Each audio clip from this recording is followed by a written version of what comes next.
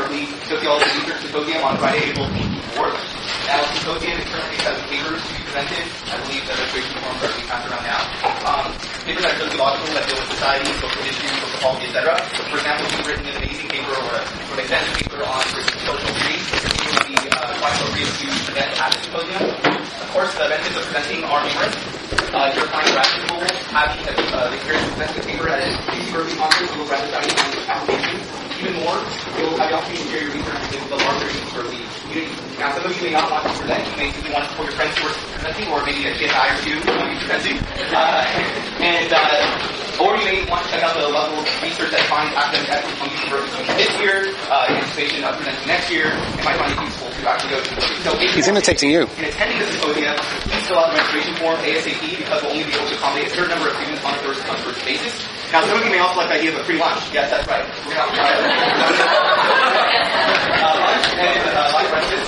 And we're organizing keynote speakers and maybe a jazz ensemble during lunch, so it's going to be really fun. And we'll be able to share sociologically an amazing event. So if you guys fill it out now, we can just pick it up from you and save you to walk the 4th and go.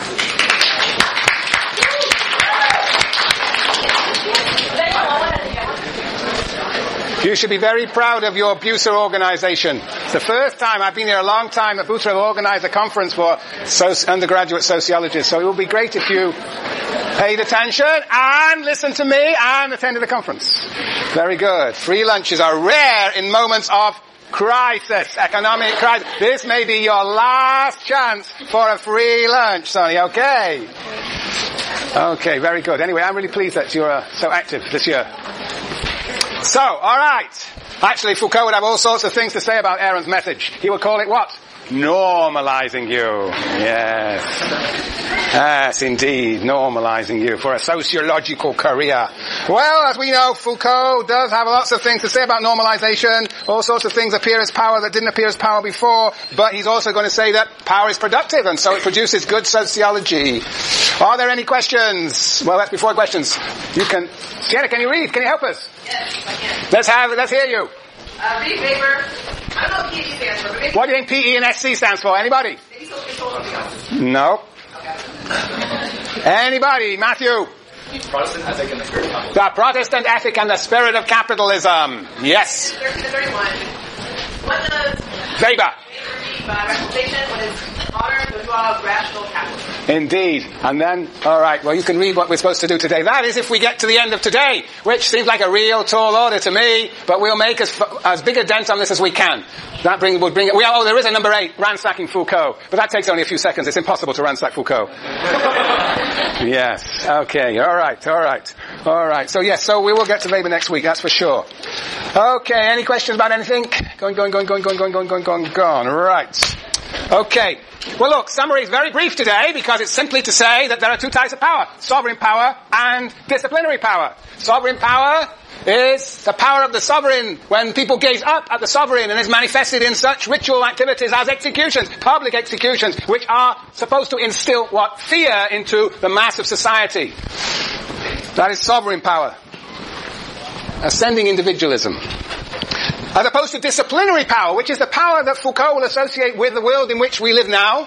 Well, didn't this disciplinary power begin perhaps in the 17th century and 18th century? But I think he's suggesting that it is all around us, that we are embedded in disciplinary power. It is the power of descending individualism, in which the focus is on the individuals in society that are partitioned and compared and homogenized and differentiated, so that they behave according to the logic of the division of labor, capitalist division of labor in particular.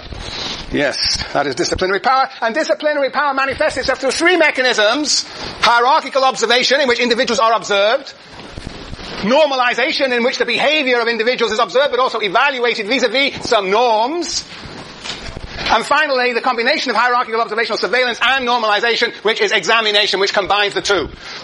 And so we see that now the connection between the medical examination and the examination that you find yourselves taking every few months, many of them, that there is a comparability because in both cases you are being constituted as an individual, examined as an individual, forged as an individual, evaluated as an individual against other individuals like you, homogenized like you. Yeah. Okay, that are the 2 notions of power. So rather than go on about this, tell me what you think about this question. Think of your family. Does it approximate to disciplinary power or sovereign power?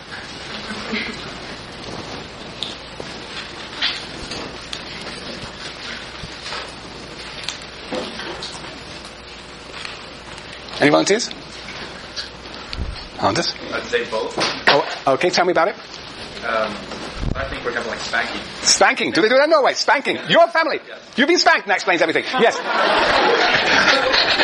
Spanking. Part of that would be to discipline me, but part would also be to prevent my siblings from doing the same thing. Spanking. Yes, yes. Anything else? I think in general, the Trend is? in child raising is towards disciplinary. Towards disciplinary power. Anybody want to tell stories about their families? Or somebody else's family that they know? Yes, Jessica. I think it's actually more disciplinary because, like, every child is different, and, like, with my brother, he's, like, rebellious, and, like, he's treated a certain way. Like, my parents sent him to all these military school and, like, tutoring programs with me because I was, like, more in line, they're just going to do whatever you want. So it's kind of focused on the individual rather than treating everyone the same. Very good, very good, very good, very good analysis. Yes, any more? Anybody want to tell us about Yes, Karen. But it depends on what kind of society you come from. Tell me more. Because like Jessica said, that it's more like, okay, individuality, but it depends. If your society doesn't see you as an individual, they will spank you or do a, like... But can you be more... What about your own experience? Oh, my parents spanked me. Your parents spanked you. Do undifferentiated individuals in your... You've got siblings, right? Yeah. Yeah. And they spanked me, so like... So it sounds like sovereign power. There was a sovereign there. Was it a male or a female sovereign? No. Female. Any other manifestations of sovereign power in your family? Yes. Now, Matthew, Yeah, I was going to say, disciplinary power. I have a younger sister, actually like 16 years younger than I am, and so when she was going through potty training, it was very much disciplinary power because we had to use the kind of the carrot and the stick approach, as well as she was being evaluated against people who knew how to potty. Interesting. Training, we were talking about. Yeah, and it's training. It's trying to instill doing things. Potty training. Right. Yes. So there's bound to be a disciplinary moment in family life. But the question is, what is the balance between disciplinary and sovereign? Sienna, you're smiling about something. It must be to do with this class. Yeah, we were actually just talking about, capital punishment. I don't have any brothers and sisters, but I have a lot of cousins. And I think in every family there's a mixture between disciplinary and arbitrary, often compared against each other.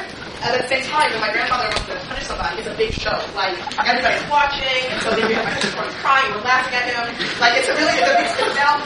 I am the speaker, and I'm going to enforce something upon you. But at the same time, all of us are individuals. So I guess it's a really interesting mix. So I guess if disciplinary power can have force within it, then it would be strictly disciplinary.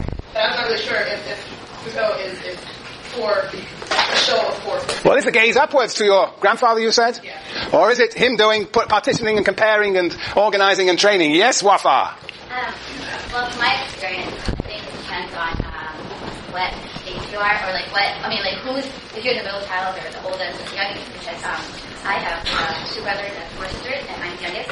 And my oldest sister was always the one who was punished the most. And then from that, it was just for a point for them, so for us to look on how... So she was like Damien? Yeah. And you would just gaze up at this punishment and look upon it in terror or in solidarity? Did you side with your sister ever when she was punished? Yeah. You did? Did you? Don't remember. The most important thing in your child, did you side with your big sister or not? Yeah.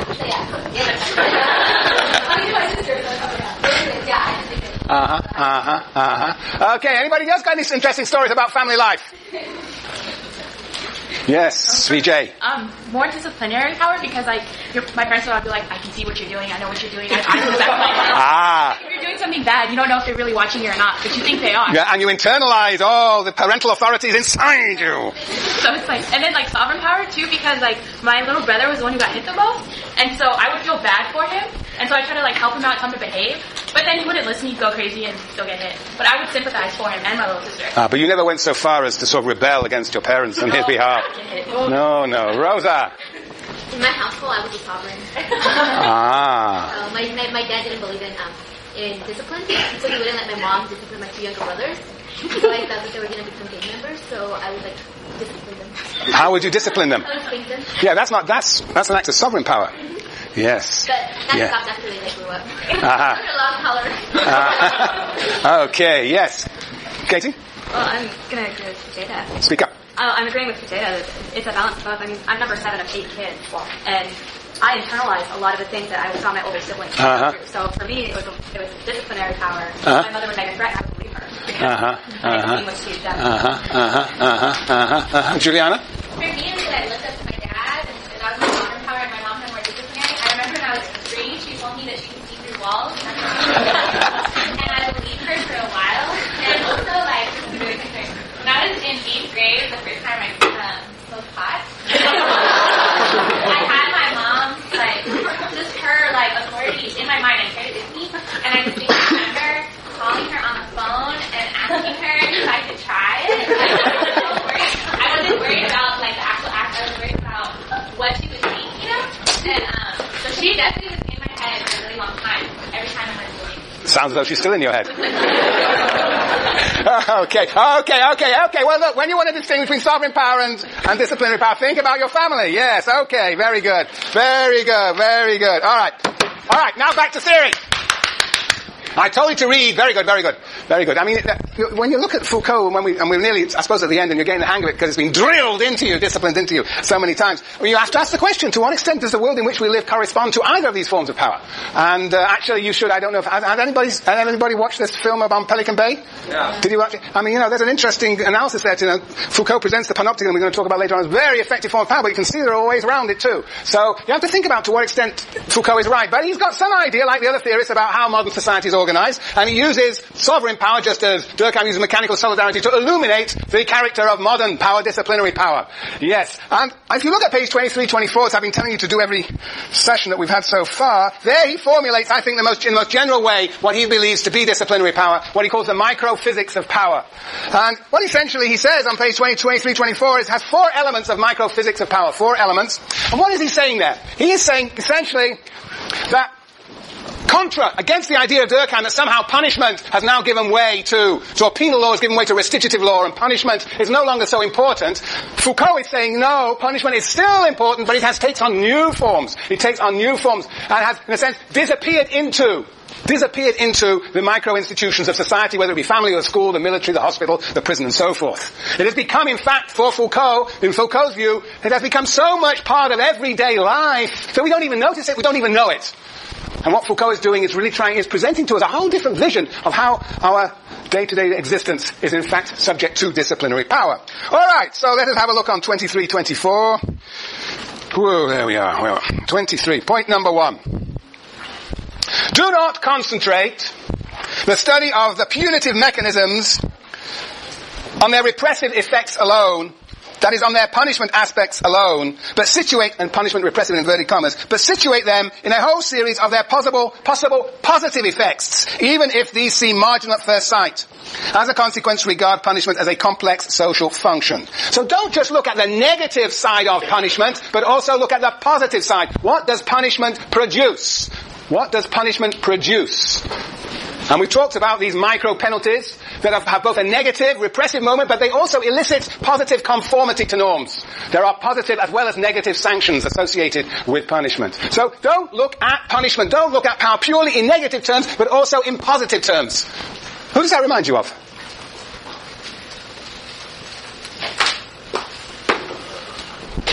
Nick? Why? Right, and who was Gramsci in a sense arguing with? Lenin, who had a view of power as purely repressive. And Gramsci says, no, it's not just purely repressive, it involves also consent, force plus consent. So we have a very parallel idea here in Foucault. And we'll see there are many parallels between Foucault and Gramsci, but there are fundamental differences too, as we will see. Alright, so punishment, point number 1, has both positive and negative effects. It elicits consent, you might say, as well as acts as a force of repression. So, second, analyze punitive methods not simply as a consequence of legislation or as indicators of social structures, but as techniques possessing their own specificity in the more general field of other ways of exercising power. Regard punishment as a political tactic. Well, I interpret this to mean that punishment is not to be understood as confined to the legal sphere. It is not, as it is in Durkheim, confined to the idea of the law or the state in Lenin. But actually, punishment is found to operate throughout society. And that includes, obviously, non-state institutions. It includes the economy, but it also includes all those institutions of what Gramsci calls civil society.